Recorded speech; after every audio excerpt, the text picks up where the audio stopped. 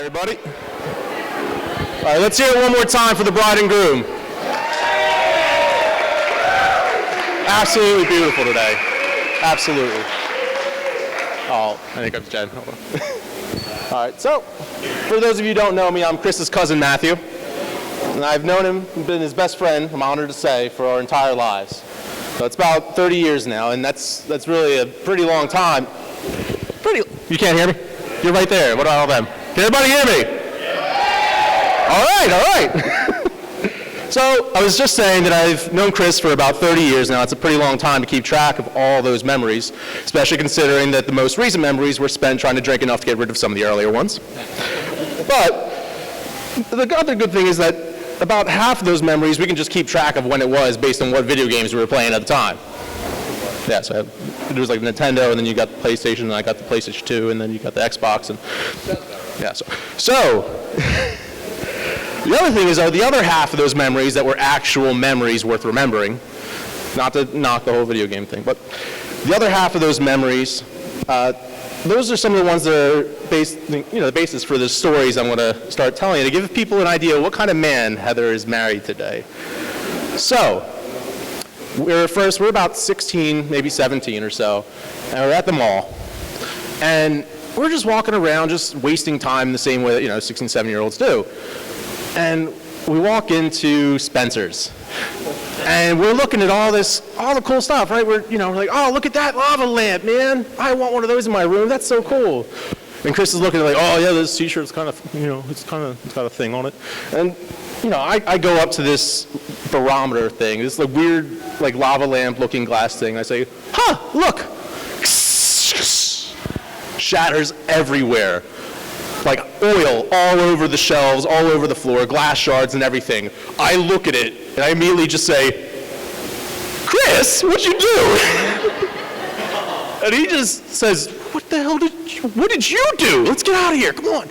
So in addition to a little bit of being complicit in vandalism, Chris is an incredibly forgiving guy. He never once held a grudge about it, even though he never let me forget it. So that's one good thing. Now, the second story, though, came around the time that we were about 21 or 22. And we decided to go on this trip out to Chicago. And it was about a 13-and-a-half-plus hour drive. And we went after a long day, so we were dead tired. It was just 13 hours straight of driving west through a fog, so nothing to even look at. It was nighttime, it was dreary. We got there finally, after about 3 Red Bull cans apiece later. We finally get there to pull up to his aunt's driveway, and we just fall out of the car, more or less. Just these exhausted, worn down husks of human beings, and just shambling out of this rental car into the house. And it's this cool, overcast dawn. We're so sleepy. It's almost 6 a.m. when we get there. Everyone's real quiet. Oh, yeah, come on in. And she shows us, we go downstairs to the playroom where they had set out some air mattresses. And we look, and we're ready to sleep. We never got to sleep. There was a giant tub full of Legos. And about 6 or 8 hours later, we had built this little tiny city of Lego people.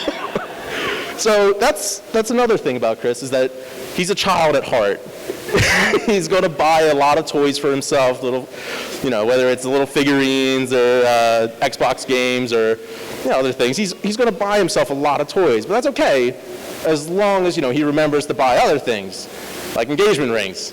After a few years of getting picked on by his entire extended family, it worked out though. It's okay. But that's the other thing, is that no matter how little energy this guy's got at the end of the day, no matter how tired he is, he won't care. He's going to do everything he can, Heather, to make you happy. Everything.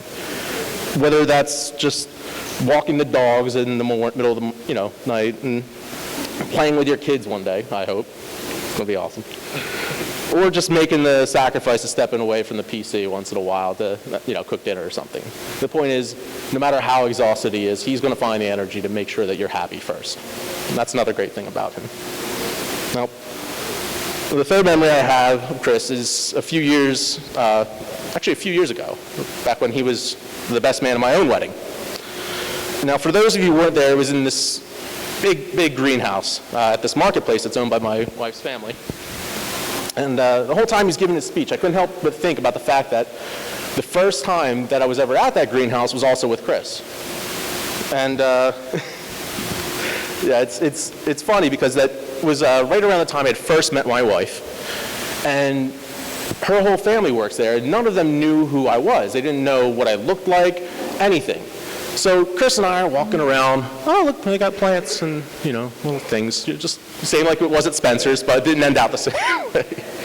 We were just walking around, and, well, her family starts saying, word got out that even though I had just met Alicia, word got out to her family, being the rumor mill that this place was, that she had a super, super serious boyfriend and everything, and everyone was losing their minds, craning their necks, trying to see which one it was. Who was it? So they kept on asking, is it the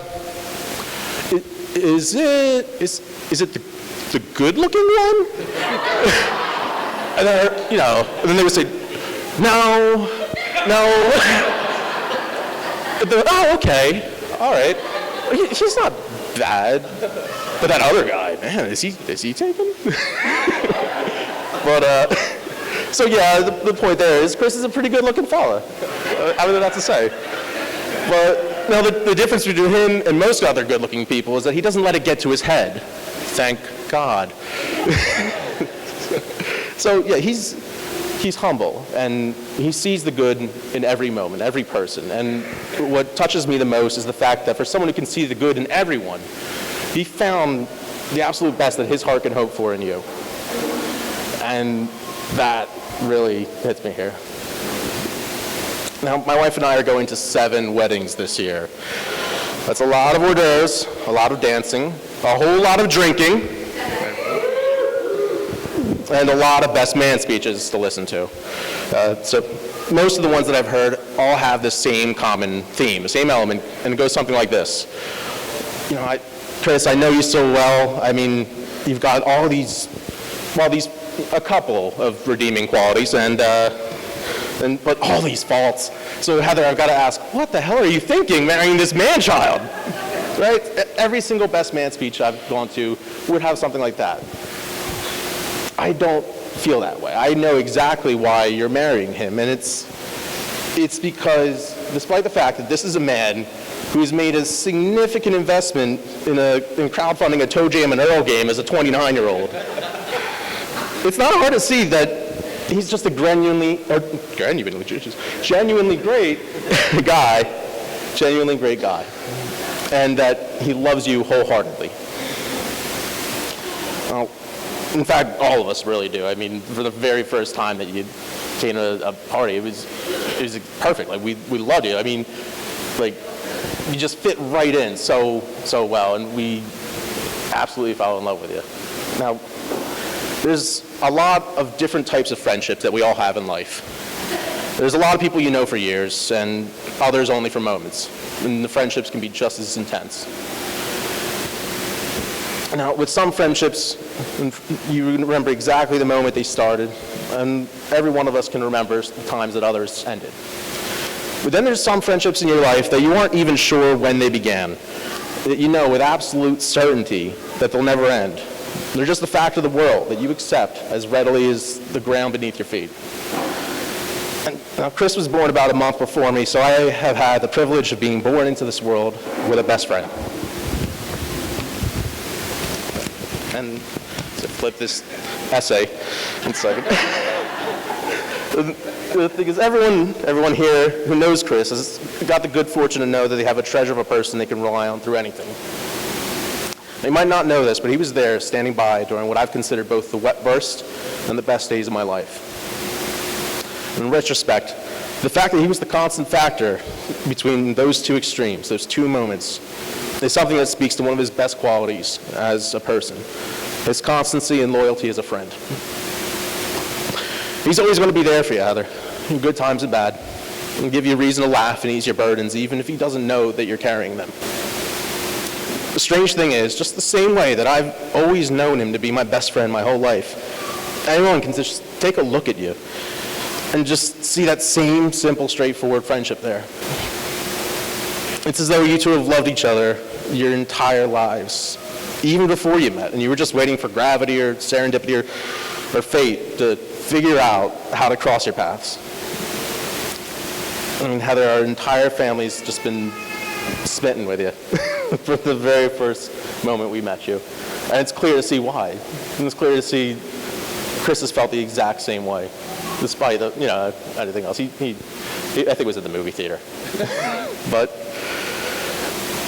he just, and quite literally, the fact that I wrote this in here, but I said, you light up everyone's life around you. Clearly with the dress. I didn't know about the dress, but. But I just want you to know that it brings me just such tremendous joy to know that my best friend has found his best friend. So, let's all raise our glasses now to hope that you two are always the joy in each other's hearts.